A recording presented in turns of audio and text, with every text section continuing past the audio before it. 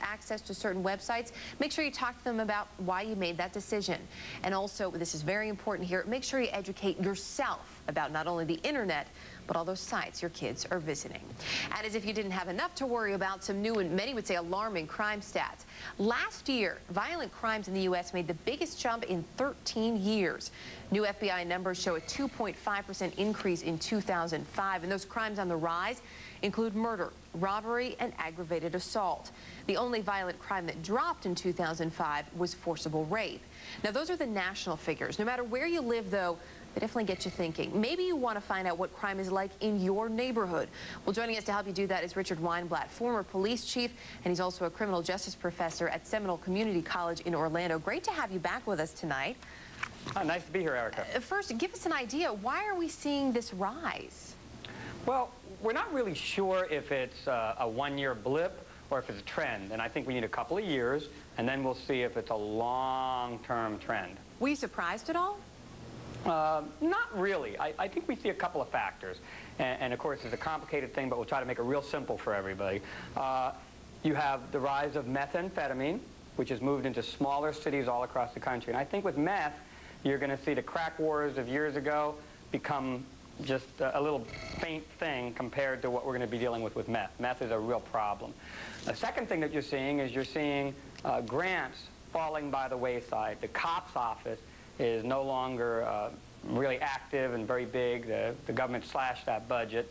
It used to be that departments could have 75% of the salary and benefits paid for by the federal government, and a sliding scale over a few years. Eventually they would absorb the cost. Well, now they don't have those officers available because they don't have those grant monies. So fewer resources then for law enforcement are obviously having an effect. So when this comes to, I'm sorry. No, and fewer people also being accepted into agencies. They're having problems getting through the applicant screening process. Fewer people are applying to police departments over the last few years because the economy has improved, and a lot of officers are aging out in their 20 and 25-year retirements. So a lot of police departments and sheriff's departments all across the country have a personnel shortage. And then not being replaced. So then when we look at this from a local level, how can I find out what crime is like in my neighborhood? Well, the first thing that you can do is go right to the source of the statistics, which is the FBI. So you can go to www.fbi.gov, and they have several different areas on their website. You can go back to 2004.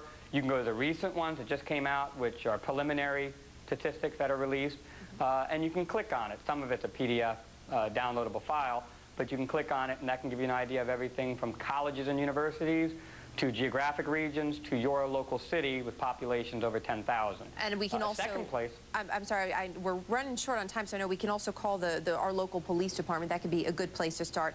Before we let you go, we only have about 30 seconds. What about a neighborhood watch? How effective are they?